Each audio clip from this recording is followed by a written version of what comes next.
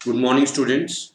आज हम लोग इस बारे में डिस्कशन करने वाले हैं कि हम अपनी प्रिपरेशन को किस तरह से आगे लेकर चलें। ठीक है ना। हम जेई मेंस का पेपर अब होने ही वाला है फरवरी मार्च में, तो how we should prepare ourselves. ठीक है। पहली चीज़ तो हमें ये समझनी चाहिए कि चाहे सिलेबस जेई मेंस का हो चाहे जेई एडवांस का हो, ऐसा नहीं होता कि सिलेबस इनफाइनाइट होता है ना। सिलेबस इनफाइनाइट नहीं है। अगर आपको किसी चैप्टर में कोई क्वेश्चन नहीं आया तो आप ये समझने लग जाओ, अपने आप को ये सोच के कंफ्यूज करो कि भाई ये तो हमने पढ़ा नहीं या ये सिलेबस के बाहर का लग रहा है, तो I think that is wrong. आपकी ये अप्रोच नहीं होनी चाहिए कि जो सिलेबस है वो इनफाइनाइट है और हमें प्रिपरेशन करते वक्त जेई मेंस लेवल पे हमें अपनी एनसीईआरटी, हमें हमारे जो पर्सनल नोट्स हैं और जो प्रीवियस ईयर्स के जेई मेंस के पेपर्स हैं, और चाहो तो आप जेई एडवांस के भी पेपर्स कर सकते हैं। ठीक है ना। अपने आप को थोड़ा सा कंस्ट्रेंट करके आपको तैयारी करनी चाहिए। Is that thing clear? तो होता ये है, नॉर्मली स्टूडेंट्स ये सोचते हैं कि अगर हम हर हर टॉपिक में, अगर हम इन के हर टॉपिक में एक इनफाइनाइट चीजें हैं तो ये सबसे गलत अप्रोच होती है। ठीक है ना। आप क्या करें, आप एक बारी इस चीज को समझते हो कि आपने जितना किया है, what ever you have studied till now, या आपका और 15-20 एक महीने में सिलेबस जैसे भी कवर होगा, ठीक है, आप इतना अपने आप को इंश्योर करो कि क्या आपने जो पढ़ा है आप उन सारी चीज को सही से रिकॉल कर पा रहे हो या नहीं कर पा रहे हो, या इसी चीज में ही भागते रहेंगे कि ये नहीं हुआ, ये नहीं हुआ, ये नहीं हुआ। ठीक है ना। ऐसा नहीं होता। आपका जो भी सब्जेक्ट है, जो भी चैप्टर है, ensure yourself that whatever is there in this, are you able to recall, चाहे वो फिजिक्स हो, चाहे वो केमिस्ट्री हो, चाहे वो मैथमेटिक्स हो, are you able to recall all the things, justification के साथ आप सारी चीजें रिकॉल कर पा रहे हैं। ठीक है ना। होता क्या है कि हमने एक पेपर दिया जेई मेंस का 360 मार्क्स का, अब तो खैर 300 मार्क्स का होता है। Suppose you have scored 200 marks in that. ठीक है ना। तो हम लोग ये देखते हैं कि भाई वो जो 100 मार्क्स का हमने छोड़ दिया ना, ठीक है ना, उस 100 मार्क्स में, उस 100 मार्क्स में अगर हम चेक करें तो उसमें हो सकता है कि 30% सिलेबस आपने पढ़ा ही ना हो, या आपको लग रहा हो कि वो आउट ऑफ द ट्रैक है, आउट ऑफ द सिलेबस है, और आप उसके चक्कर में और नया चीज पढ़ने लग जाते हो। ठीक है ना। पर आप ये नहीं एनालाइज कर रहे हो कि जो 100 मार्क्स में से 70 मार्क्स का था पार्ट, वो तो आपने किया हुआ था, वो क्यों नहीं हो पाया। ठीक है ना। So that thing should be avoided. ठीक है ना। आपको इस चीज पे ज्यादा भागना नहीं है कि ये नहीं हुआ या वो नहीं हुआ। ठीक है ना। आपको ये चीज करना है कि जितना भी आपने, आपके नोट्स हैं, आपके पास एनसीईआरटी है, आपके पास और भी जो टेस्ट सीरीज चल रही हैं, या जो लास्ट ईयर के पेपर्स हैं, आप उनके तक अपने आप को सीमित रख के तैयारी करोगे तो तैयारी होगी। ठीक है ना। होता क्या है कि हम कभी कभी ये सोचते हैं कि हम टेस्ट पेपर्स दें, है ना, मॉक पेपर्स, टेस्ट पेपर्स खूब सारे दें, तो उससे मुझे हमें लेवल ऑफ प्रिपरेशन हमें पता चलता रहेगा। पेपर का डिस्कशन, पेपर अगर आप देते हो और अगर आप उसका एनालिसिस नहीं कर रहे हो उसके बाद, तो बेकार है। There is no need of giving such type of papers.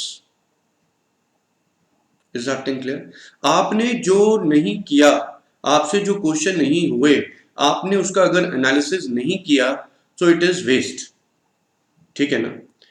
आपको इस चीज पे ध्यान रखना चाहिए कि आपके पास जो नोट्स हैं, आपकी जो प्रिपरेशन है, आप कितनी चीजें रिकॉल कर पा रहे हो, क्या आप लास्ट ईयर के पेपर सॉल्व कर पा रहे हो या नहीं कर पा रहे हो, आप लास्ट ईयर के क्वेश्चंस को, कंसेप्ट्स को रिकॉल ढंग से कर पा रहे हो कि नहीं कर पा रहे हो। That is the thing that is basically required for your preparation strategy. Is that thing clear? तो अननेसेसरीली अपने आप को बर्डन में लेकर आना और इस चीज पे फोकस करना कि 10% या 20% या 30% जो है, असल हम ये भी मान लेते हैं चलो कुछ क्वेश्चन आ गए बाहर से, कितने आ जाएंगे बाहर से? एक क्वेश्चन आ जाएगा कुछ बाहर से जो आपने नहीं पढ़ा हुआ होगा, 2 आ जाएंगे, 3 आ जाएंगे, इससे ज्यादा तो नहीं होगा ना। इज इट और नॉट? जो 30 क्वेश्चंस हैं उसमें आप 26 27 में तो आप अपने आप को ढंग से प्रोजेक्ट कर सकते हो ना, ढंग से अटेम्प्ट कर सकते हो ना। इज इट और नॉट? तो आप लोगों को एडवाइस ये है कि मेंस लेवल की प्रिपरेशन के लिए आपको बहुत ज्यादा क्वालिटी ऑफ क्वेश्चन की जरूरत नहीं होती जितनी ज्यादा जेई एडवांस के लिए जरूरत है। ठीक है ना? जेई एडवांस भी आपसे ये नहीं मांगता कि आपने पूरा सिलेबस करा है या नहीं करा। ठीक है ना? Even if you are scoring lesser percentage in JEE Advance also, then you meet the selection criteria over there also. ठीक है ना? तो जितना आपने किया revision, revision is the key for the preparation.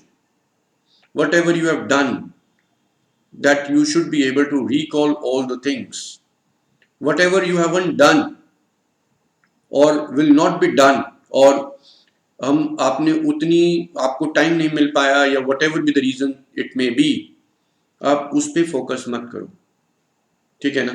You should focus on whatever the part, try to consolidate what you have done, don't pressurize yourself by the things which you have not done while your preparation. ठीक है? और जब आप 4 बार JEE mains का paper भी देंगे तो डेफिनेटली आपकी बोर्ड की प्रिपरेशन भी हो ही रही है, क्योंकि बोर्ड का सिलेबस कोई जेई मेंस के सिलेबस से तो अलग है नहीं।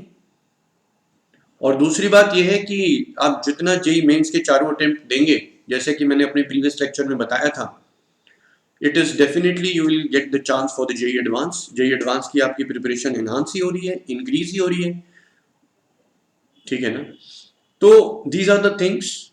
मैं अगर हाईलाइट करूं उन पॉइंट्स को जो मैंने डिस्कस करे अभी, उसमें मैंने ये बात कही है कि try to revise the things time and again, try to recall the things. ठीक है? Think yourself, close your eyes, think that whatever you have done, are you confident in that part or not? If you are not confident in that part, there is no meaning of moving further and keep on studying new and newer things.